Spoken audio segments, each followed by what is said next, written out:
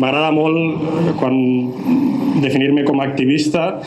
Molta gent d'aquí no me coneixereu, la gent del territori alguna sí, i diem popularment que la gent quan naixen els crios neixen un pa sota el braç, però les Terres de l'Ebre jo sempre dic que a part d'un pa sota el braç també hem de néixer en un micròfon i una pancarta baix el braç, perquè som un poble que quan naixem ja hem de començar a lluitar des del principi.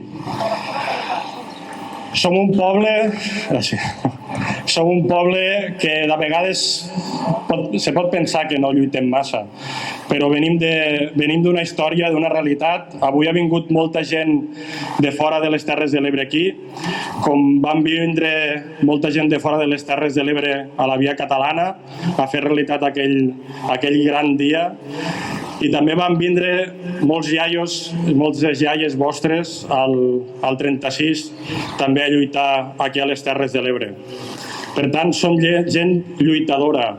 Som gent que l'any 36 els nostres iaios i les nostres iaies van haver de prendre una decisió i era la de resistir, resistir i resistir.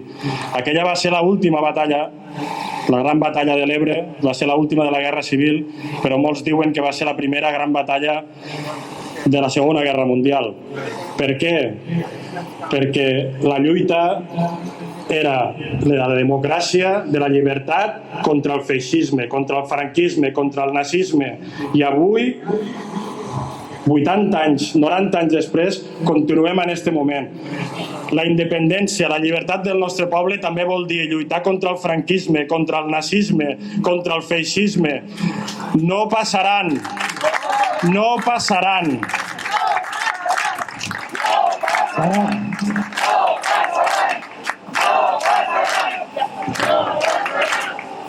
Aquella va ser una lluita nacional, també, per molt que molts ho vulguin amagar.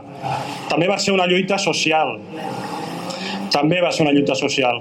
Avui, aquí, també voldria recordar a tota aquella gent que porta tants anys lluitant contra la vergonya del monument franquista que hi ha al mig del riu Ebre, que és una vergonya per a Tortosa, per a les Terres de l'Ebre, per a Catalunya i per a tots els països catalans.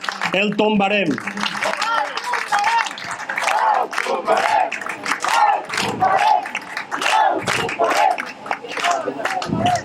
A mi se me fica una mica la pell de gallina estant davant d'aquest edifici que l'he vist tantes vegades, en vídeos o venint a passejar per aquí.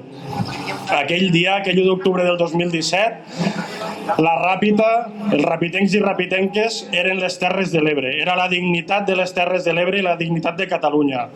Aquelles imatges d'aquella gent resistint davant l'embat d'aquelles forces d'ocupació, aquella dignitat de la gent aguantant perquè volia votar, perquè volia una vida millor, perquè volia un territori millor. Aquelles dones, la Trini i la Teresa, mai se mos oblidaran. Aquelles dones grans que van dir «Vosaltres vindreu, però aquí mos trobareu». Aquelles dones, aquella dignitat, en aquella dignitat hem de pensar, en aquelles dones, en aquella gent, en aquells rapitencs i rapitenques que es van mantindre fidels davant d'aquestes portes. Aquí és el quilòmetre zero de la República Catalana des de les Terres de l'Ebre.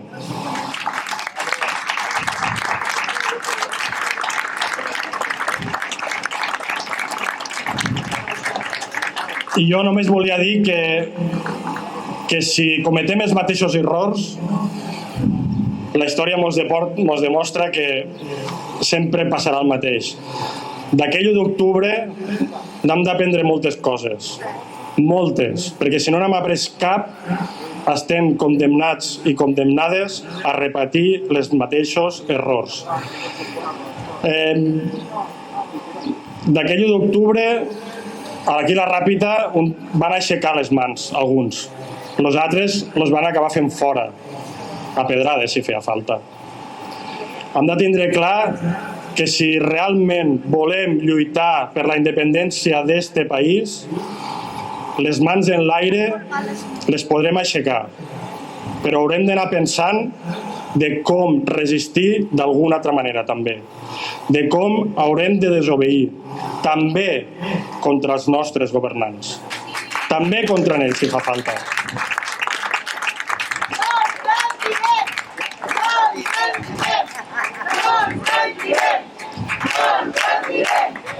I ja per acabar, ho comentàvem abans aquí, és legítim, és humà, és normal que ens poguéssim sentir cansats, que ens poguéssim sentir desanimats, desconcertats, desorientats.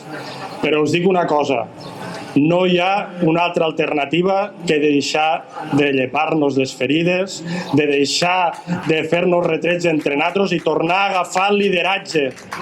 No hi ha una altra. Tornem a aixecar els braços, ja no només per nosaltres, sinó per tota la gent que ha lluitat, per tota la gent represaliada, que no només és els nostres presos polítics, les nostres exiliades, no només aquesta gent. Hi ha 3.300 persones, de moment, que estan sent represaliades, i moltes a les Terres de l'Ebre. Aquí mos van pegar molt, però van tallar les carreteres quan va tocar. I fixeu-vos-hi bé, proporcionalment les Terres de l'Ebre tenim a molta gent represaliada. I no és casualitat. No és casualitat que vinguessin l'1 d'octubre a la Ràpita. No és casualitat que vinguessin a Roquetes a l'1 d'octubre. No és casualitat que vinguessin a Mora. I ho van intentar-ho a Tivissa. I també ho pensaven fer a Jesús. A molts altres llocs. La resposta només depèn de nosaltres. Hem de ser persones valentes, hem de ser persones dignes. Si volem un país digne, nosaltres mateixos no ens podem permetre el luxe de sentir-nos desanimats i desanimades. Per tant, jo des d'aquí us animo a que tornéssiu a aixecar-vos, a que tornéssiu a alçar-vos. Les Terres de l'Ebre se va alçar al 2000 contra un pla hidrològic nacional, se va alçar contra el govern espanyol, se va alçar contra la Generalitat, contra Jordi Pujol, contra Artur Mas. No mos va fer vergonya. Som ebrencs, ebrenques, catalans com els que més. Nosaltres, gent de les Terres de l'Ebre, hem d'estar al costat d'este poble, hem d'alçar-nos i tornar a resistir. Visca les Terres de l'Ebre! Visca Catalunya! Visca els països catalans lliures!